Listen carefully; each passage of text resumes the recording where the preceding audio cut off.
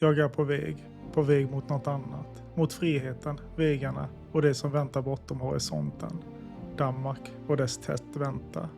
Ett äventyr som jag sett fram emot och som nu äntligen har börjat. Hojen är tungt lastad, kanske lite tyngre än vad jag egentligen hade velat. Första stoppet blir i Listerby, där möter jag upp Mattias. Siktet inställt på Halmstad, där väntar Pelle och Filip som är på väg ner från Vetlanda. Första destinationen var nådd, Halmstad.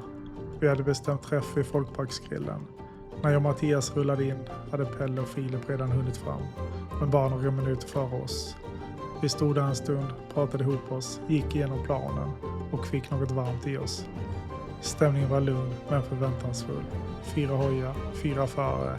Nu var vi samlade. Och när allt var sagt och klart var det dags att rulla vidare. Färjan väntade.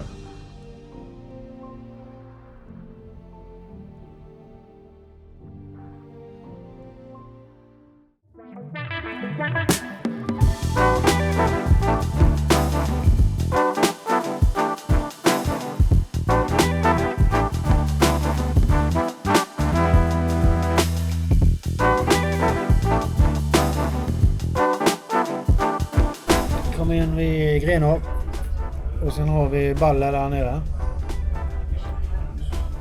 Har vi. Där ska vi köra. Och så viker vi av där. Mattias går igenom planen för vad som gäller när vi kommer land igen.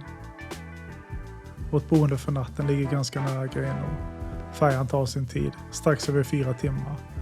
Men det är tid att landa lite, låta resan sjunka in och bygga upp för vad som väntar på andra sidan.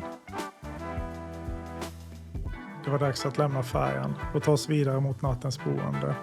Mörkret hade lagt sig. Det var dags för en mindre transportsträcka, men ändå en del av resan. Vi rullade ut i mörkret och möttes av regn, men med morgondagen i tankarna. För när solen gått upp började det på riktigt. En ny dag väntar och körningen av tätt kan äntligen ta sin början.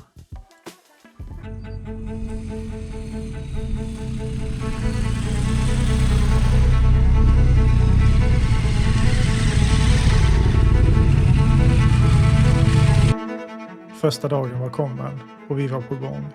Vädret såg ut att bli allt annat än stabilt, från halvklart till ösregn. Men det gjorde inte så mycket. Det kändes att vi var redo för det mesta. Regn, grus, lera, det hör liksom till. Sinnena var helt spända, nyfikna på vad danska tätt hade att erbjuda. Vägarna låg framför oss och äventyret väntade.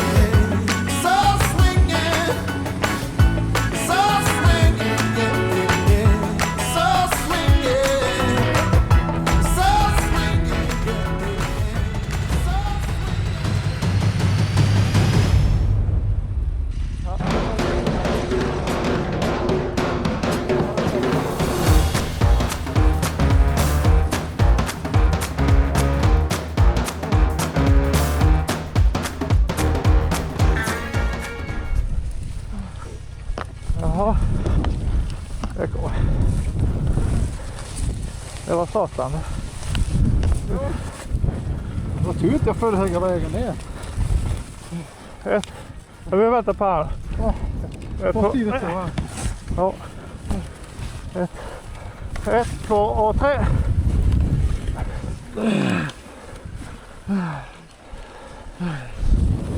Vad jävla djup fåglar det var. Vad fan. Det var coolt.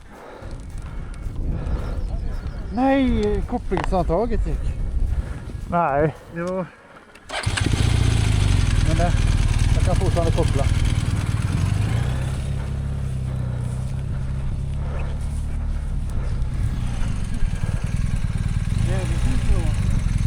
Fan vad det ryker då. Gör det? Ja.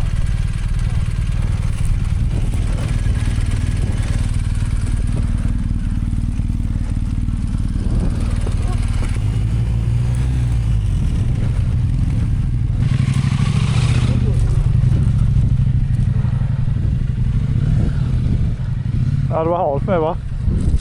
Nej. Jag kom på kanten. Och sen är det sån jävla smal spår. Tuk, så det var. Jag hade bara tur att jag föll ner härifrån. Mattias och hojen klarade sig bra efter den lilla incidenten. Vi rullade vidare. Det dröjde inte länge innan vädret började slå om. Från halvklart till tunga mörka moln som snabbt började in över oss. Luften förändrades som en förvarning om vad som var på väg. Vi valde att stanna till och dra på oss regnkläderna. Alla vet hur det är. Det blir snabbt varmt, instängt och svettigt. Även när vägarna inte är särskilt krävande. Men det är ändå ett enkelt val. Hellre det än bli genomblöt in på skinnet. Regnet hängde i luften och vi visste att det var bara en tidsfråga innan det skulle slå till.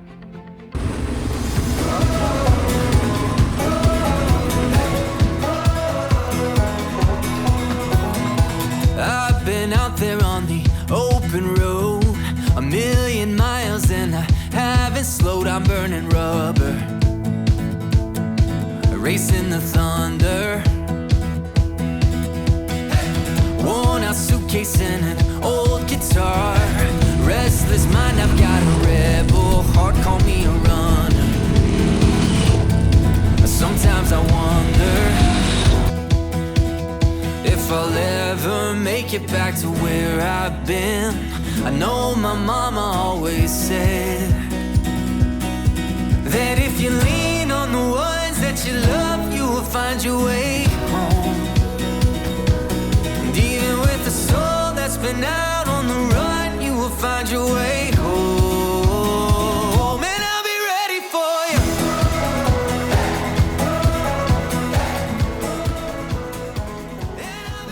Vi hade tagit oss genom regnet och det började spricka upp lite igen. Det öste inte längre. Bara lättare regn som hängde kvar i luften.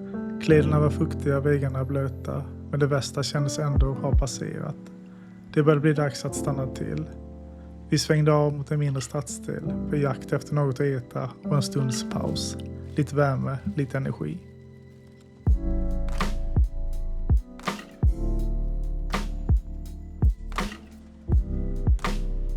Ja, alltså är det nu får du pilla bort det. Ja.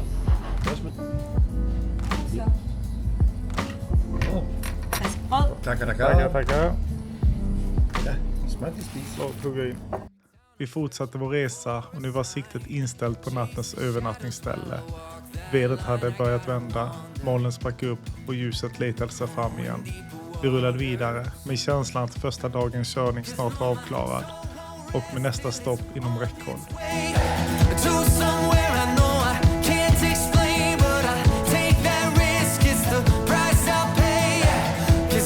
Efter vi hade slagit oss till ro var det dags för lite mat. Mattias hade fixat allt och vi satte oss ner runt bordet, trötta men nöjda. Värmen, maten och stillheten gjorde sitt. Dagen började landa i kroppen. Sen var det dags att summera. Pelle tog ordet. Pelle, ska du kommentera dagens händelser? Ja, vi började jättebra. Underbara banor. Sen sket det sig. Har du varit på någon bar?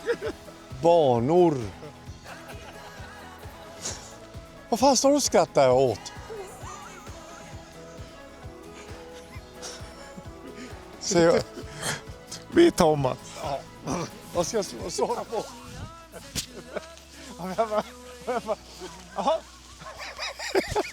Okej, Pelle, kan jag få resumera av dagen? Superduper. Ja, det var bra sammanfattat. Vi avslutar dagen med denna summering. En dag att minnas och flera väntade.